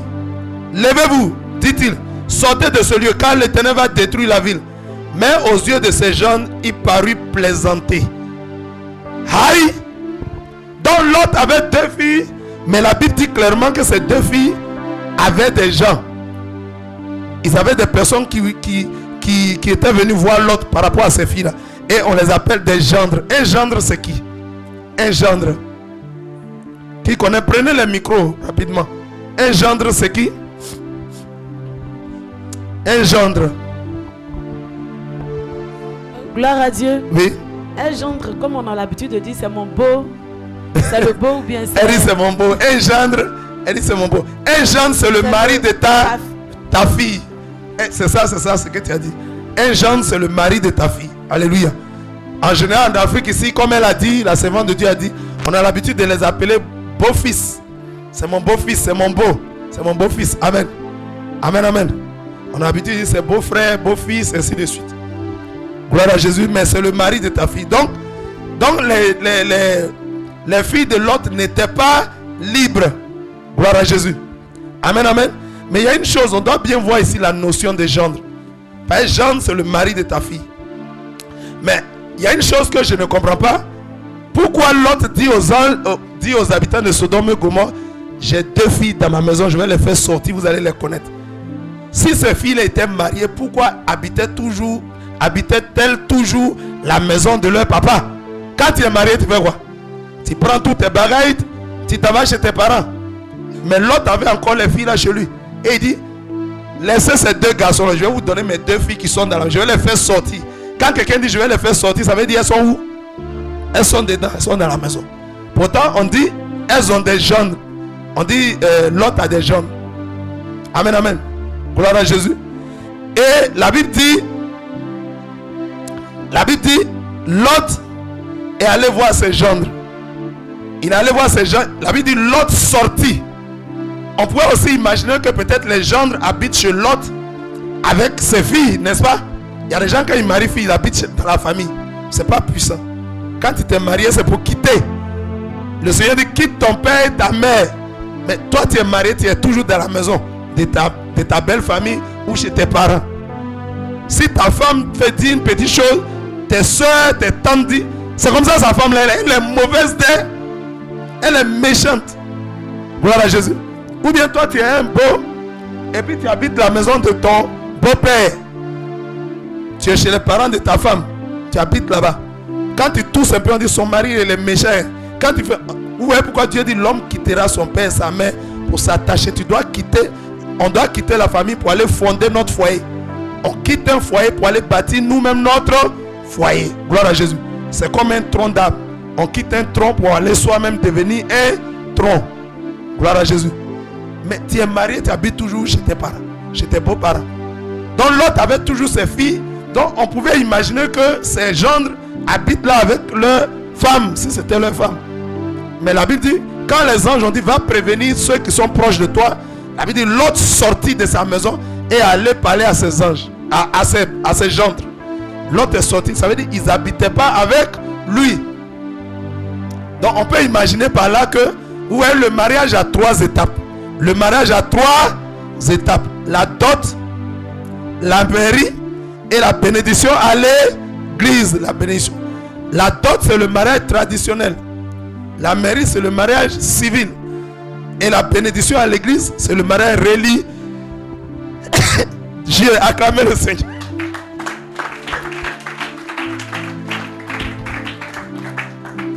Gloire à Jésus. Gloire à Jésus. Donc on peut imaginer que l'autre soit avait payé, c'est-à-dire les gendres avaient peut-être payé dot. Peut-être ils sont venus faire coco pour dire, ah, tes filles elles nous plaisent. Hein. Ou bien ils sont venus donner dot, mais ils n'ont pas encore fait mairie. Ou bien on n'a pas encore béni lui, ni en tout état de cause. Alléluia. On se rend compte que les gendres n'habitaient pas avec ceux qui sont appelés leurs femmes. Ça pouvait être peut-être des cheminants. Peut-être que les 2 jeunes gens cheminaient avec les filles de l'autre. Ou bien c'était leur fiancé. Ils ont juste payé la dot. La Bible dit en Matthieu chapitre 1 verset 18. La dot ne nous donne pas le droit. Alléluia. La dot ne nous donne pas le droit d'habiter avec la fille. La dot ne nous donne pas le droit d'avoir des rapports intimes. Sous l'ancienne alliance, avant, la dot pouvait valoir mariage. Avant. Pourquoi? Amen. Vous avez vu que quand nos arrière-grands-parents voulaient une femme, ils vont dans la maison. Une fille, elle tombe pas du ciel. Elle a un côté papa, un côté maman. Tu la veux, va voir ses parents. Si elle est à l'église, tu commences par le corps pastoral. Amen. Et si c'est propre, on vous amène vers les parents. Et vous continuez. Mais quand vous avez fini, ce n'est pas encore terminé. Vous avez fait le premier pas. C'est ce qu'on appelle la dot. C'est-à-dire que vous avez honoré les parents. Amen. La dot, c'est une promesse en mariage. Quand vous payez la dot, on dit vous êtes fiancé. Les fiançailles, c'est une promesse en mariage. Ce n'est pas encore le mariage. En tout cas, sous l'ancienne alliance, la dot pouvait valoir mariage. Vous avez vu en Genèse 24, lorsque Abraham envoyait Eliezer pour payer la dot de Rebecca pour son fils Isaac, vous avez vu que c'était vrai mariage. Alléluia. Pourquoi Dieu acceptait ça comme ça pour l'instant? Pourquoi Dieu acceptait? Parce qu'à l'impossible d'une est tenue. Il n'y avait pas encore de mairie, il n'y avait pas encore d'église. Mais au jour d'aujourd'hui, partout où vous promenez, il y a église partout. C'est vrai ou bien c'est faux? Il y a église partout. Partout où vous promenez, il y a mairie d'Adjamé, mairie de Cocody, mairie de Yamsokro, mairie de Boaké, mairie de Feke, de Korogo, il y a mairie partout. Tu ne peux pas dire à Dieu aujourd'hui, j'ai donné ma dot, mais comme je ne trouve pas mairie quelque part, donc on va rester dans dot là. Mais tu ne peux pas dire à Dieu, j'ai payé la dot, mais comme il n'y a pas église pour bénir, les églises sont collées comme ça dans les quartiers. Il y a église par. Amen. Donc au jour d'aujourd'hui, si tu as payé ta dot, ce n'est pas encore ta femme. Ça ne te donne pas le droit d'aller ensemble avec elle. Gloire à Jésus. Si tu as donné ça c'est un. Ça ne te donne pas le droit d'aller avec elle. Vous pouvez vérifier ça en Genèse 1 verset 27 et 28. Genèse 1 verset 27 28. La Bible dit que Dieu créa l'homme à son image. Il le créa à l'image de Dieu. Il créa un homme et une femme. Et dans le verset 20, il les unit, il les met ensemble. Dans le verset 28, la Bible dit quoi? La Bible dit Dieu les bénit et alors Dieu leur dit. Alléluia. Alléluia. La première étape qui est là-bas, dot et mairie, qui est précédente, Dieu n'avait rien dit. Avant la dot, Dieu n'a rien dit. Pendant la dot, Dieu n'a rien dit. Après la dot, Dieu n'a encore rien dit. À la mairie, avant la mairie, pendant la mairie, après la mairie, Dieu n'a toujours rien dit. Gloire à Jésus. Mais après, dès que Dieu a béni Adam et Ève, la Bible dit, et alors Dieu l'a dit. C'est comme si le Dieu d'ordre avait pris un sifflet et dit, paye à partir d'aujourd'hui, toi et toi, vous deux que je viens de bénir, vous pouvez commencer à aller ensemble. C'est comme si Dieu vous donnait le feu vert pour commencer à coucher ensemble. Gloire à Jésus. Amen, amen. pour commencer à aller ensemble. Et en Matthieu 1, verset 18, Matthieu chapitre 1, verset 18, la Bible dit quoi? Voici comment Jésus de Nazareth est né. Marie, sa maman, ayant été fiancée à Joseph, se trouva enceinte par la vertu du Saint-Esprit avant qu'ils eussent habité en... Joseph et Marie étaient fiancés, mais ils n'habitaient pas ensemble. Chrétiens, voici la véracité de la parole de Dieu. Voici la profondeur de la parole de Dieu. Tant que tu n'es pas encore... Aïe! Voici la vraie parole de Dieu dans sa pureté. Ce n'est pas moi qui ai écrit. C'est écrit dans vous, nous tous nos Bibles. Dieu donna le feu vert pour les rapports intimes après avoir béni Adam et Ève. La Bible dit Dieu les bénit. Et alors, c'est après la bénédiction que Dieu dit vous pouvez commencer à coucher ensemble. Après la bénédiction. Si on ne t'a pas encore béni, tu as fait dot, on ne t'a pas encore béni. Tu as fait mairie, on ne t'a pas encore béni. Tu n'as pas le droit de coucher ensemble. Amen. Si on a payé ta dot, si on te dit prends la fille, va coucher. Non, non, non, non, non. Il faut les 3 étapes. Comme l'enseignement est long, je ne pourrais pas tout donner aujourd'hui. Alléluia. Je vais juste donner ce bout. Puisqu'on a une méditation, une étude biblique à faire. Mais au fur et à mesure, on va voir les différents. Mais je vous dis la vérité. La parole de Dieu, c'est la parole de Dieu. Et nous devons tous obéir à la parole de Dieu. Amen, amen. Sans la bénédiction, aucun homme sur la terre n'a le droit de connaître une femme, ni même d'habiter dans la même maison avec elle. C'est pas moi qui ai dit ça, c'est écrit dans la parole de Dieu. Genèse 1, verset 27, 28. Vous voyez que même dans Genèse 2, verset 24, la Bible dit quoi? L'homme quittera son père et sa mère et s'attachera. Et après ça devient une seule. Mais tu es encore dans ta famille, tu n'as pas encore quitté. Alléluia. Tu n'étais pas encore attaché, tu veux devenir un. Gloire à Jésus. Pour coucher, il faut être béni. Amen. Il faut que Dieu bénisse l'union sacrée. Amen, amen. Quelqu'un comprend très bien? Alléluia. Donc, vous voyez là que les deux gendres de Lot, ils n'habitaient pas avec les filles. Donc, on peut imaginer que soit ils ont donné, ils sont venus faire le coco. En Afrique, on dit le coco, c'est des pré-fiançailles. C'est-à-dire, ils viennent pour dire, papa, je viendrai vous voir. Hein. Votre fille là, elle m'intéresse. Et le jour, il vient, il dit, bon, aujourd'hui, je suis venu pour donner quelque chose, pas pour payer la fille, mais juste pour vous annoncer que je suis intéressé et que je vais être fiancé à elle, je viendrai la marier. La dot, c'est une promesse en mariage. Gloire à Jésus. Mais est-ce que la promesse, c'est la chose? Est-ce que la promesse en mariage, c'est le mariage? Quelqu'un te promet, il va te donner une chose dans 6 mois. Est-ce que tu as la chose déjà? Aïe. Si te promet, il va te marier, tu n'es pas encore marié. La dot, les fiançailles, c'est une promesse en mariage. Ce n'est pas encore le mariage. C'est une promesse en mariage. C'est pourquoi on appelle ça mariage traditionnel. Si tu as fait ça, tu as bien fait. Mais c'est le premier pas que tu as posé. Il reste encore 2 autres. Après, tu vas à la mairie. L'officier de l'état civil célèbre le mariage. Il vous donne un certificat de mariage. Et c'est après que le pasteur peut bénir. Est-ce que vous savez que dans la loi ivoirienne, aucun pasteur n'a le droit de bénir une union tant qu'elle n'est pas au préalable célébrée par l'officier de l'état civil, qui est le maire ou les adjoints au maire. Gloire à Jésus.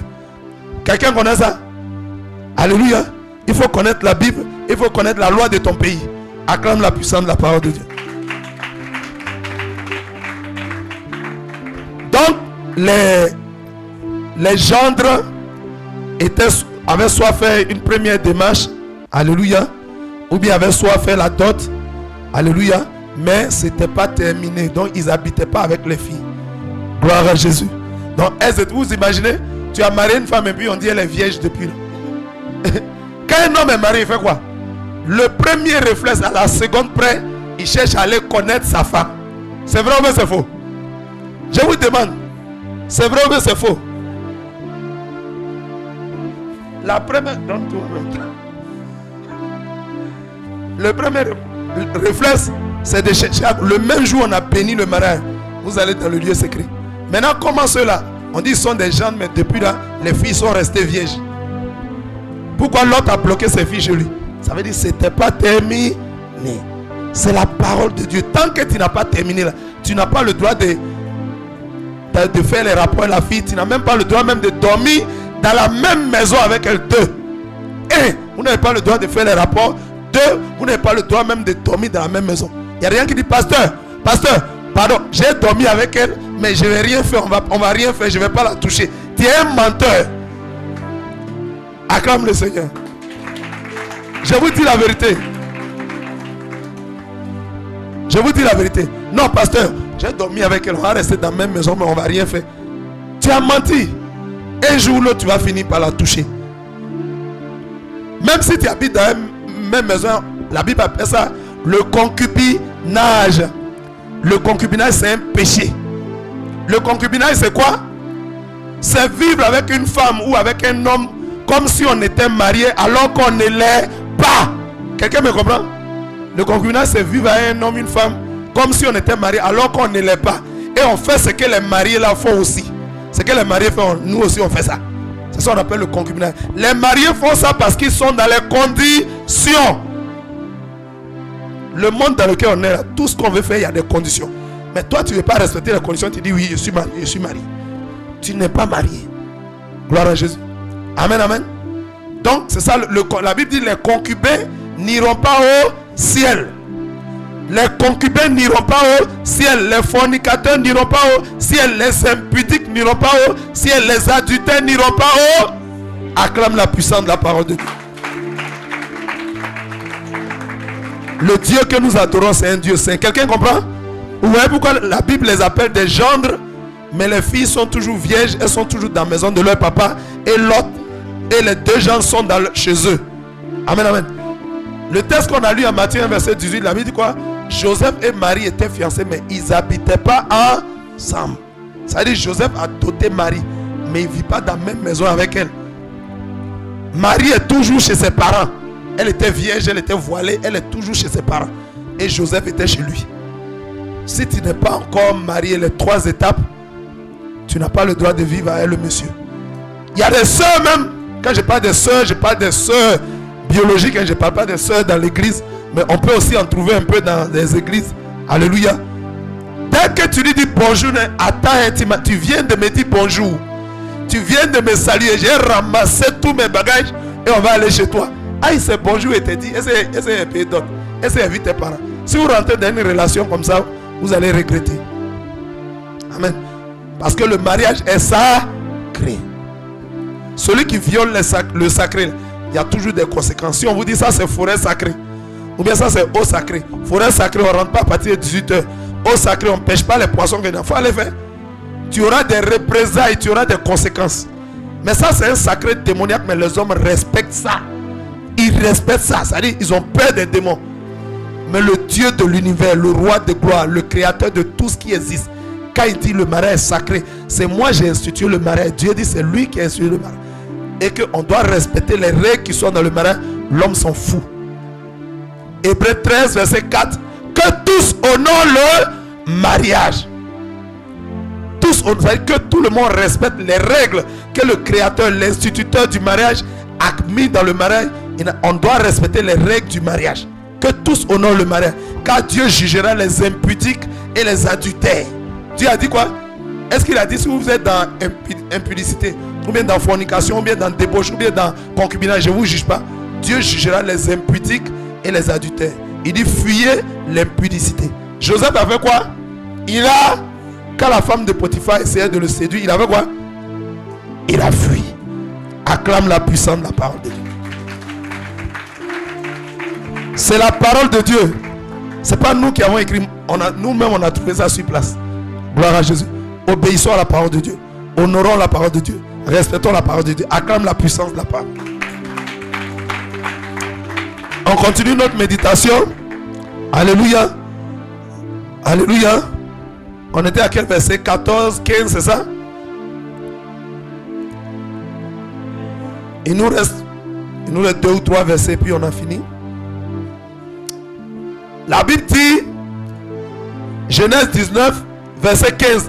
Dès l'aube du jour, les anges insistaient auprès de Lot en disant, lève-toi promptement, et ta femme et tes 2 filles qui se trouvent ici, de peur que tu ne périsses dans les ruines de la ville. Alléluia. Amen, amen. Les anges insistent. Quand il a fait jour, les anges disent, avant même qu'il soit 6 heures, les anges fais vite, fais vite. Mais Lot traînait. La Bible dit Lot tardait. Tardait, ça veut dire quoi? Il y a des gens qui aiment traîner les pas. Alors on va faire évangélisation, ils traînent les pas. Alors on va faire telle chose, ils traînent les pas. Il ne s'est pas encore habillé. On veut travailler, il n'est pas encore habillé, il traîne. Lot était un traînard. Les anges, regardez la nouvelle, on dit, demain cette ville-là, ça sera bombardée. Cette ville, le feu va descendre du ciel pour brûler ça. Lot est couché tranquillement. Les anges sont obligés de lui dire, va annoncer à toute ta famille. Il s'en parlait à ces gens et puis il vient les coucher. Il ne range même pas ses bagages, il est là. Les anges disent, fais vite. Il va faire jour, on va bombarder la ville. Lot est là. À un moment, les anges le soulèvent et le traînent, le soulèvent et puis vont le déposer au dehors là-bas, hors de la ville. Il y a des gens qui ont besoin d'être traînés. Il y a des gens qui ont besoin d'être soulevés. Alléluia. Amen, amen. Si tu es un chrétien traînard, les anges vont te soulever. Alléluia. Dis à Dieu, Seigneur, si je traîne, il faut me soulever. Dis au Saint-Esprit, si je vais quitter ta présence, force-moi. Parle à Dieu. Dis, Saint-Esprit, si je vais m'éloigner de ta face, force-moi à demeurer dans ta présence. Alléluia. Je n'entends pas la voix de quelqu'un. Dis au Saint-Esprit, si un jour je vais quitter ta présence, oblige-moi, soulève-moi, comme les anges ont soulevé l'autre là. Oblige-moi à demeurer dans ta présence. Oblige-moi à ne pas abandonner mon assemblée. Oblige-moi à demeurer dans ta présence. Force-moi même s'il le faut. Alléluia. Force-moi même s'il le faut. La Bible dit les anges forçaient l'autre à sortir de la ville. Alléluia. Ça c'est une très bonne prière. Si tu veux sortir des voies du Seigneur, il n'a qu'à te ramener de force. Même si c'est de force, que tu le veuilles ou pas. Est-ce que quelqu'un comprend? Acclame la puissance de la parole de Dieu.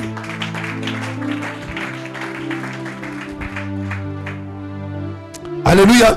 Quand les anges ont dit, quand l'autre est parti parler à ces deux gendres, il dit, les gars, Dieu va détruire la ville. Prenez vos bagages, sortez en partie. Les gendres ont dit quoi? Les gendres dont on vient de parler. Le vieux André devient fou. Hein? Hey, tu vois une ville bien bâtie comme ça? Comment Dieu peut venir détruire la ville? Ils ont pensé que c'était amusement. Ils ont pensé que c'était un jeu, comme tous les hommes de nos jours. Quand Noé annonçait que Dieu allait envoyer le déluge, les gens se plaisantaient. Les gens mariaient leurs filles. Ils étaient là dans l'église. C'est tout comme aujourd'hui. Lorsqu'on annonce que Jésus revient bientôt, les gens pensent que nous sommes des plaisantins. Ils pensent que nous sommes des comédiens. Ils pensent que c'est un jeu. Il y a beaucoup de gens qui pensent que la vie que nous vivons là, c'est brouillon qui est là. Est-ce que vous me comprenez? C'est vrai ou bien c'est faux? Il y a beaucoup de... C'est qu'on vit là. Oh, ça c'est amusement, c'est entraînement. Vraie vie là. Après Dieu va dire, bon, vivez bien maintenant et puis on va bien vivre. Que ça là c'est amusement. C'est pas amuseux. Quand l'autre a dit à ces deux gens, il dit, les gars, Dieu va bombarder la ville. Hein. Allons-y. On dit, oh le vieux, toi tu es fatigué. Hein? Tu veux nous mettre dans le deuil. Ils ont commencé à parler le discours de nos jeunes d'aujourd'hui. Elle dit, tu veux nous blaguer. Et ils n'ont pas pris ça au sérieux. Gloire à Jésus. Ils n'ont pas pris ça au... Mon frère, la vie que nous vivons là, c'est très sérieux. Alléluia. C'est dès maintenant, c'est cette vie-là qui décide de ton éternité. C'est cette vie qui décide de comment tu vas vivre demain. Où tu vas passer ton éternité, c'est ici, ça se décide. Donc si tu plaisantes à cette vie-ci, tu vas voir que tu seras surpris. Alléluia. On a l'habitude de dire quoi? Si quelqu'un emprunte le chemin de je m'en fous, il va se retrouver au carrefour de si j'ai ça. Si tu joues à cette vie actuelle là, alléluia, demain là tu seras surpris. C'est vraie vie là qu'on est en train de vivre comme ça. Hein? C'est la vraie vie. C'est pas brouillon. Si tu restes dans ça, que tu quittes la terre, il faut t'assurer que tu as bien attrapé il faut t'assurer que tu as bien Jésus. Sinon où tu vas passer l'éternité. Ici on vit à peu près 80 à 120 ans. Au ciel c'est éternellement. Soit tu passeras l'éternité dans la présence de Dieu ou l'éternité dans l'enfer, le lieu de tourment, où il y a des pleurs et des graissements de... Quand l'autre a annoncé à ces gens, dit, oh les vieux, il faut sciencer, quitte devant nous. Tu aimes trop t'amuser, nous on n'aime pas les vieux comme ça. Et l'autre les a laissés, il est parti. Gloire à Jésus. Alléluia. Amen, amen. Amen, amen. Prends la Bible, acclame le Seigneur. Il y a des gens qui jouent à tout. Tout est amusement chez eux. Tout est plaisanterie. On joue même à les choses de Dieu. Et Jésus est venu, il a crié un peu. Jésus a fait ça, il a fait. On joue à les choses de Dieu, on se moque des pasteurs. Des pasteurs et des pasteurs venus, il a fait ça. Puis, vous ne pouvez jamais jouer les autres religions. Hein. Vous ne pouvez jamais jouer les autres choses, les choses qu'on plaît. Mais c'est les choses de Dieu, vous plaisantez. Vous vous amusez à ça. On fait comédie chaque année, c'est nom des pasteurs, nom de Jésus, nom de Dieu. On prend ça pour s'amuser. La Bible dit, celui qui plaisante à le nom de Dieu ne restera pas impuni. Quand on dit tu ne peux pas rester impuni, ça veut dire forcément on doit te punir, on doit te juger et te punir. Celui qui plaisante est le nom de Dieu. Celui qui prend le nom de Dieu en vain ne manquera pas d'être puni, ne restera pas impur. Alléluia. Cette vie est sérieuse. Prenez tout au sérieux. Prenez tout au sérieux. Prenez tout au sérieux. Ne prenez pas cette vie-ci à la légère. Ne plaisantez pas à ça. Comme les deux gens de Lot ont plaisanté. Dit, oh, le vieux quitte là. Gloire à Jésus. Lisons les Écritures. Ephésiens 5, verset 3, 4, 5. Ephésiens chapitre 5. La Bible dit quoi? Les plaisantés n'iront pas au ciel. La Bible dit les plaisantés n'iront pas au ciel. Il faut rester là pour plaisanter seulement. Il ne faut pas prendre la vie au sérieux.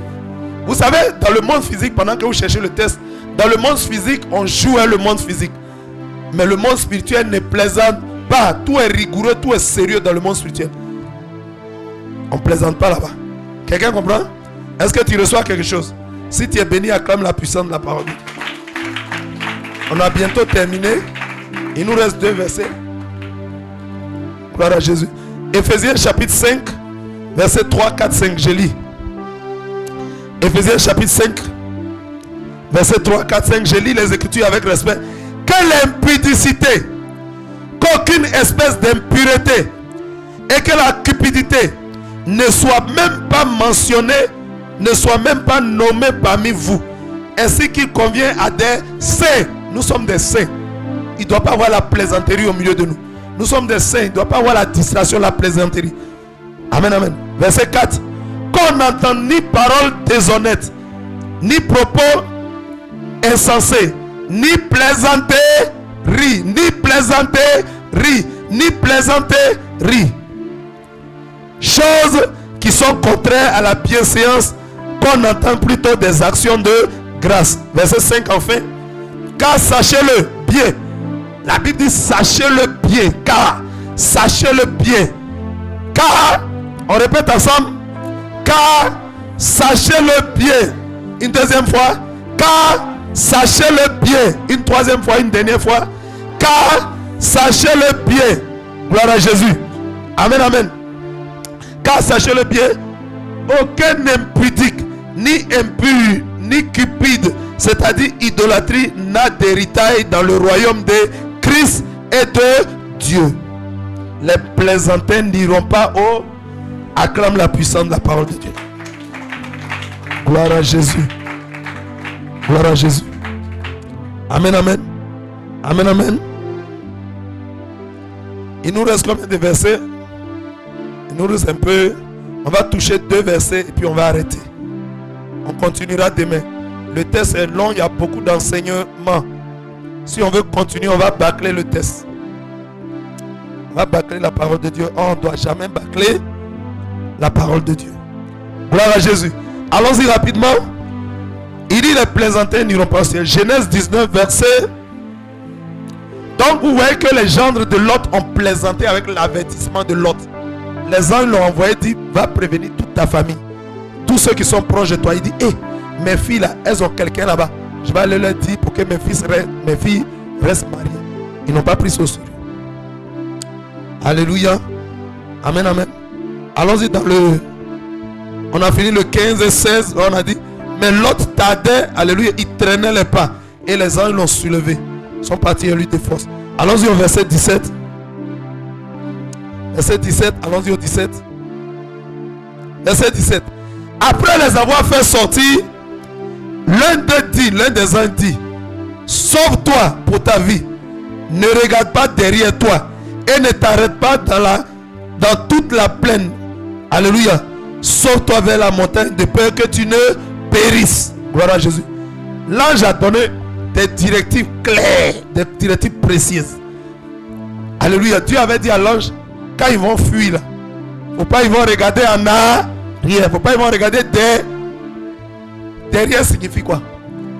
Il y a quoi derrière? Derrière c'est où? Alléluia. Alléluia. Gloire à Jésus. Acclame le Seigneur. Il dit ne regarde pas en arrière. Alléluia. L'arrière symbolise quoi? Le péché. L'arrière symbolise d'abord derrière toi. Quand tu avances comme ça, quand on dit l'arrière c'est où? ça symbolise le passé. Quand tu as déjà dépassé une situation, mais tu as déjà dépassé une ville, ça est derrière toi, ça symbolise le passé. Alléluia. Parce que le passé est dépassé. Le passé est vraiment dépassé.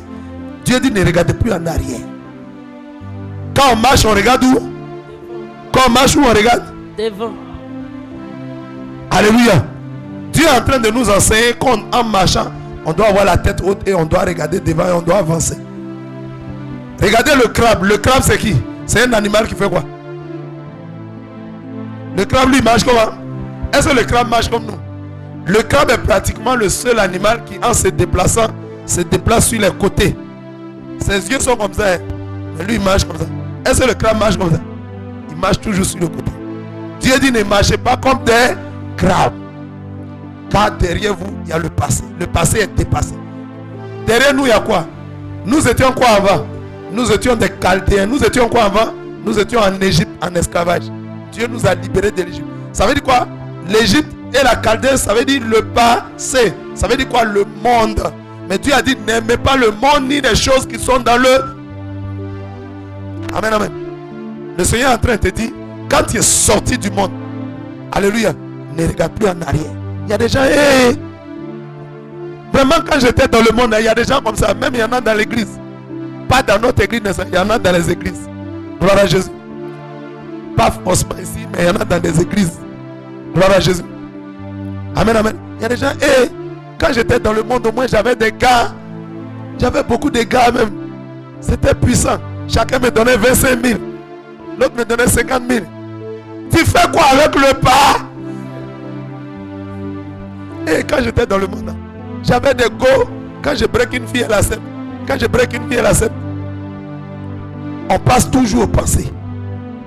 Quand j'étais dans le monde, il y en a qui disent quand j'étais dans le monde, j'avais beaucoup d'argent.